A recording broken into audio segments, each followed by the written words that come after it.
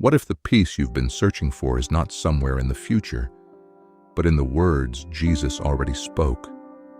Every day, millions of people wake up carrying invisible burdens: anxiety about the future, regret about the past, fear of failure, fear of rejection, fear of not being enough.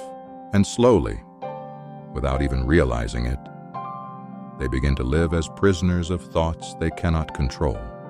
Maybe that's where you are today. Maybe your mind feels tired. Maybe your heart feels heavy. Maybe you've been trying to carry things that were never meant to be carried by human shoulders. And if that's true, then listen carefully.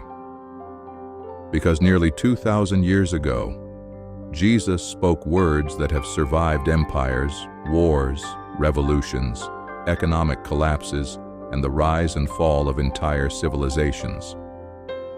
And perhaps those words are exactly what your soul needs today. Jesus said, "Do not let your hearts be troubled. Trust in God. Trust also in me." Think about that. He did not say that life would be easy. He did not say that suffering would disappear. He did not say that every prayer would be answered exactly when you wanted. He said something much deeper. Do not let your heart be troubled. In other words, the storm may be outside you, but it does not have to live inside you. That changes everything, because most people spend their entire lives trying to control external circumstances.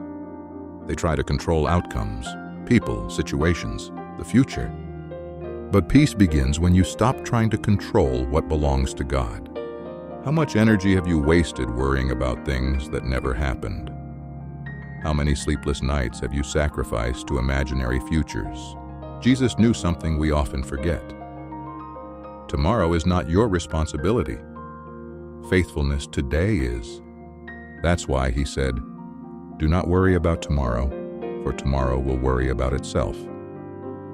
What would happen if you actually believed that? What would change if you stopped borrowing problems from the future? Imagine waking up tomorrow and deciding, "Today I will give my best. Today I will act with courage. Today I will trust God." And tomorrow can wait. Most anxiety loses its power when you return to today. That is not weakness, that is wisdom. And yet Jesus asks even more.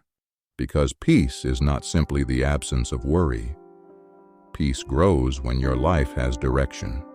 That's why he said, "Seek first the kingdom of God and his righteousness, and all these things shall be added unto you."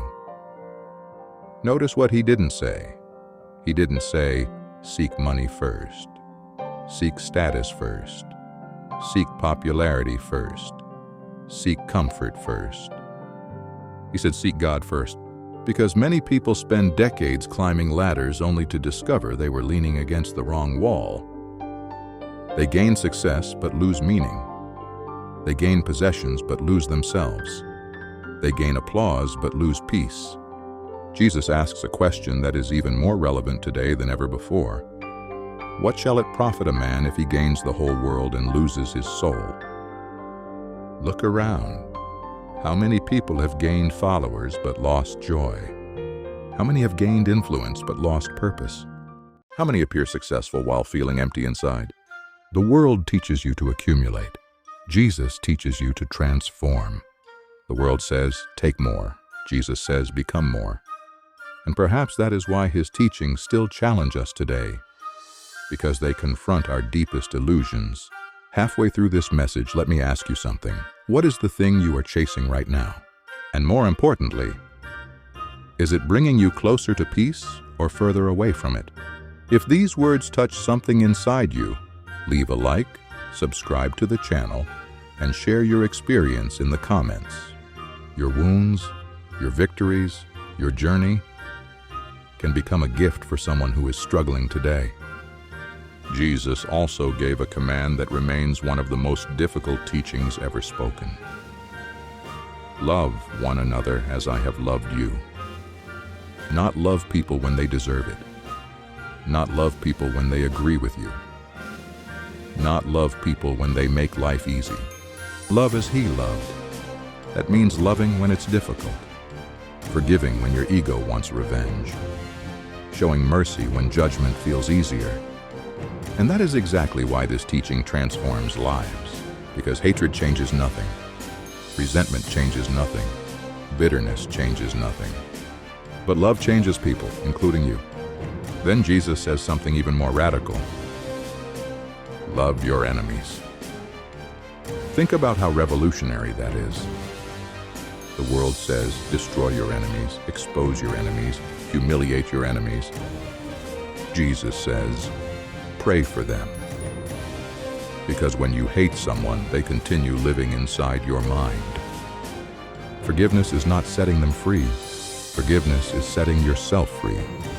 And maybe someone listening today has been carrying anger for years. Perhaps this is the moment to put it down. Not because they deserve it, but because your heart deserves peace. Jesus also reminds us, whoever exalts himself will be humbled, and whoever humbles himself will be exalted. Modern culture constantly encourages self-promotion. Look at me. Notice me. Validate me. Approve me. But true greatness is different. The strongest people are often the quietest. The wisest people often listen more than they speak. The most powerful people are often those who serve. Which is why Jesus declared, the Son of Man came not to be served, but to serve. Imagine how different the world would look if more people lived that way.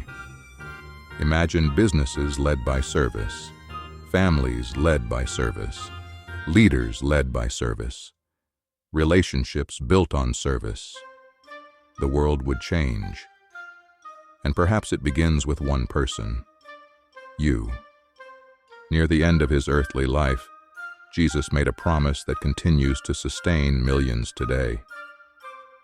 In this world you will have trouble, but take heart. I have overcome the world. Notice the honesty. He does not promise a life without difficulties. He promises victory despite them. You will face setbacks. You will face disappointments. You will experience seasons of uncertainty. But those seasons do not define your future, because your circumstances are temporary. God's promises are eternal. And maybe that is what you need to remember today. You are not abandoned. You are not forgotten. You are not fighting alone. The same Jesus who calms storms is still speaking peace today.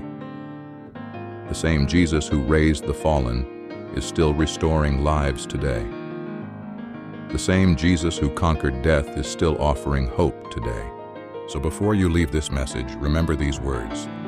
Do not let your heart be troubled. Trust God. Seek His kingdom first. Love deeply. Forgive freely. Serve humbly. Walk courageously. And when life becomes difficult, remember His promise. I am with you always, even to the end of the age. That promise has carried believers through centuries, and it can carry you too. If these words touch something inside you, leave a like, subscribe to the channel, and share your experience in the comments.